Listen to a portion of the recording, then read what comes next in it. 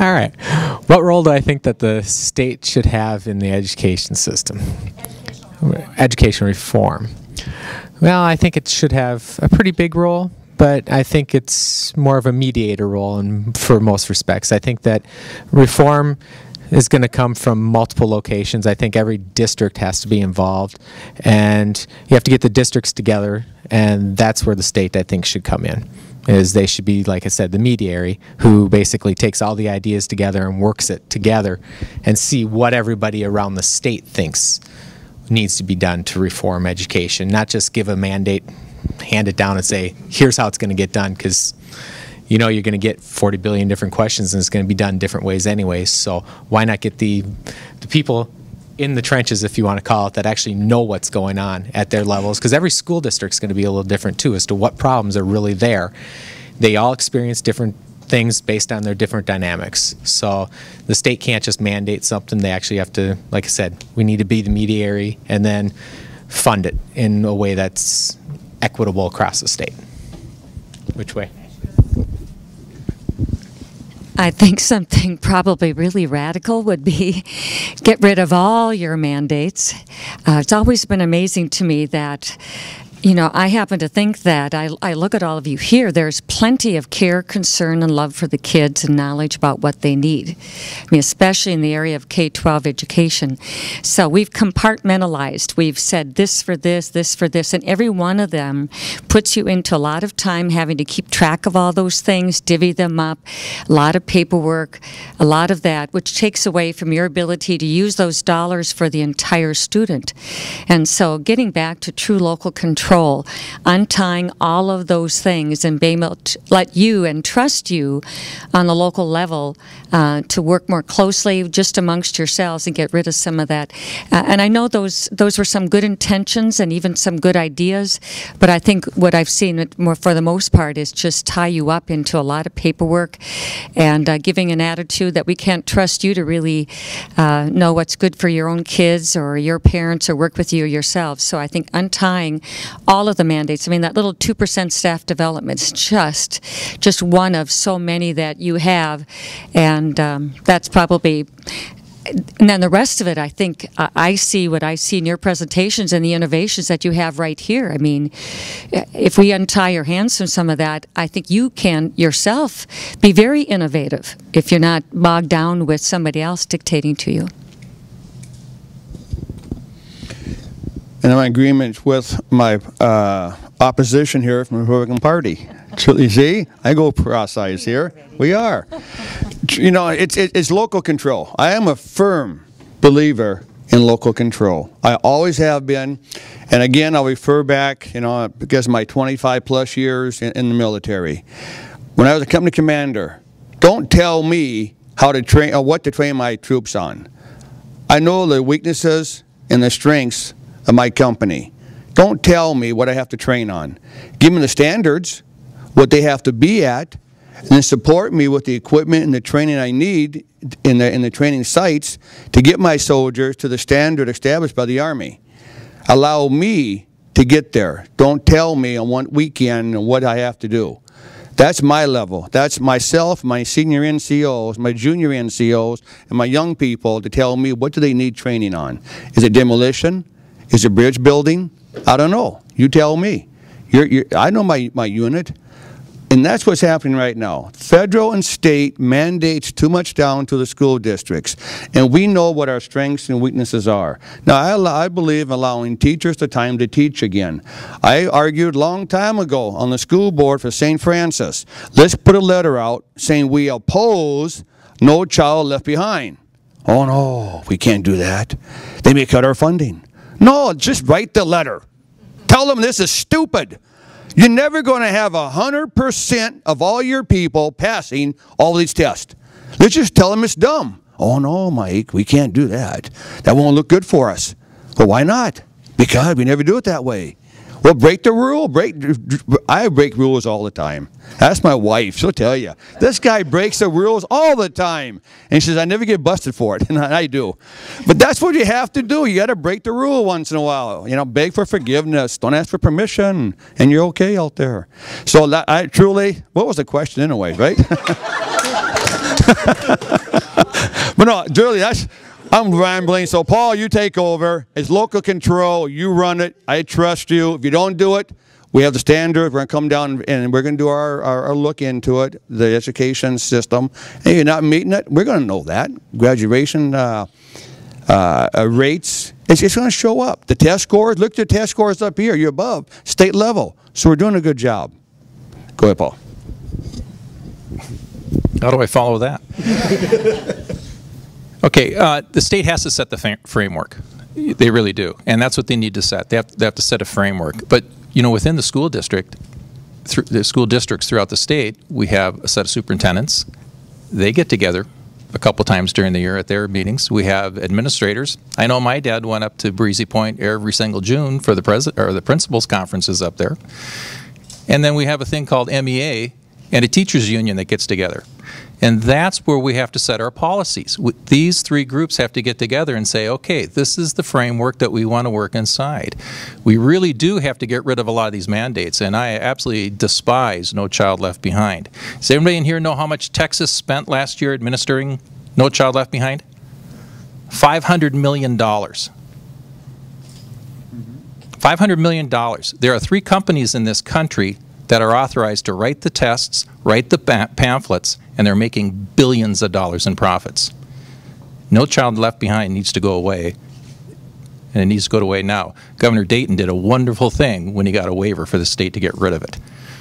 So, you know, one of the things that happens when we get these mandates and these mandatory tests that come in, now my 5th graders already had 4 tests in the Big Lake School District. 4 tests they've already taken. And you stop and think about, what are the teachers teaching to? Are they teaching to a test, or are they teaching to life skills? I'd like everybody to go home and ask their child tonight, did any of their teachers take 15 minutes to talk about an ambassador being killed in Libya? Did they have time in class to do that? Should they do that? Absolutely. And that's what we've lost. That's what we've lost in our classrooms.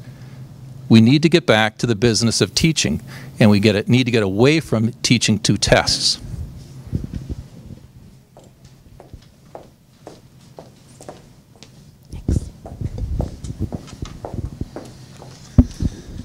Thank you.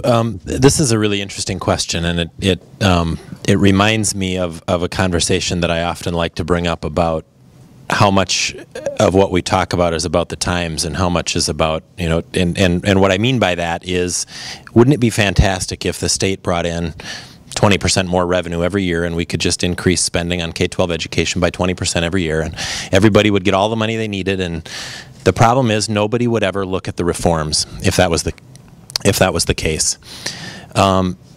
When I got sworn in a year and a half, or a little more than that, almost 2 years ago, we were facing what Representative Abler said was one of the biggest deficits, and I think the biggest deficit in Minnesota history, $6.1 billion. And I tend to be somebody who's kind of a silver lining guy. Rather than, you know, be down in the mouth about this is the bad situation we're in, I thought, let's take the opportunity, because we don't have the money. We can't give your school district 20% more funding and all your problems are going to disappear. We actually have to dig in and look for the reforms and figure out how we can do things better and figure out how we can do things more efficiently. And I think that's what we've tried to do over the last couple of years. And I very strongly want to agree with everybody that talked about local control. One thing that I've learned in my couple of years in St. Paul is that a big bureaucracy isn't going to make the best decision. And it's not going to make the most efficient decision. So letting your school board decide what's best for your district and let you make the decisions that are best for your kids and for their education is really what's best for them. So if you can put them first, and what we can do to facilitate that, to get to the core of your question, is to cut those strings, to give you guys the ability to make those decisions and to have that control over your local policies. So one last thing that I'd like to say, don't miss the opportunity to really look for those reforms and do things differently. Yeah, but I think I'll just echo what a lot of folks have already said as far as local control and really looking at the impacts decisions in St. Paul have out on our districts. I think, equity in funding our districts and stepping the heck away and letting school boards run their districts is about the best thing that we can do in St. Paul. But we have to look at just some of the impacts that school districts see that really oftentimes are unforeseen.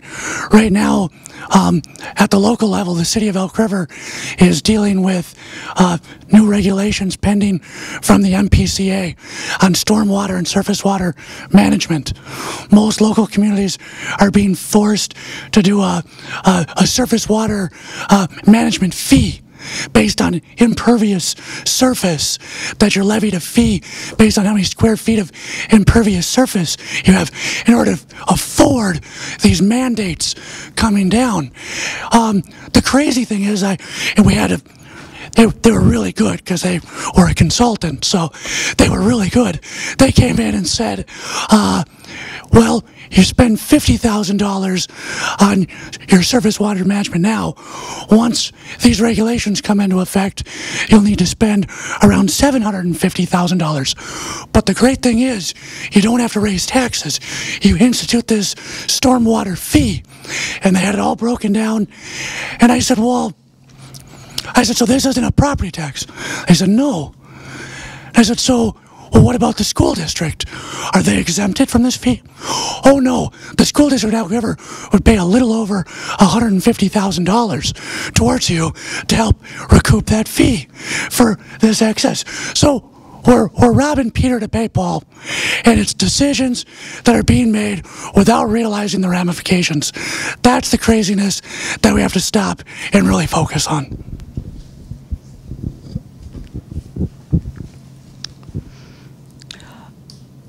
I'm a person who thinks that programs should always be reviewed. So if it's mandates, I think that if you're talking, I presume you're talking educational mandates. But I don't think any program is sacrosanct. I didn't say that right, did I? Without being reviewed in timely manners. And so I would always be glad to look at mandates, to see what they do, to see how much local control is affected, to see if there's something that needs to be done or changed that would help finances. And I would look at that. On local control, I believe in local control, but you also want to make sure that local control doesn't get to the point where one person or one group of people keep you from progressing. And that I've seen some of those things, and so you have to have a moderate thing. As a state, we have to look at. We talk about business, preparing people for business and going out and working, and we're all aware of the ramifications of the international, being familiar with that. I also want to say that I like to see kids learn because it's fun to learn. And if they're going to go out and they're going to go into this world that didn't exist 10 years ago, 20 years ago, they need to have access to all of this. I don't like useless mandates. And I wouldn't vote for useless mandates.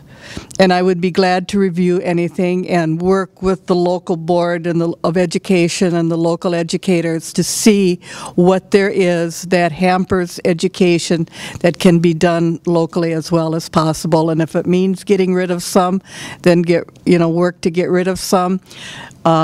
If it means keeping some, then you keep some. And I will agree with him that we have to, when you're in the legislature, you have to look at everything. You have to look at how other things affect it. So I agree with you there. So that it's a big discussion, and while we can talk about education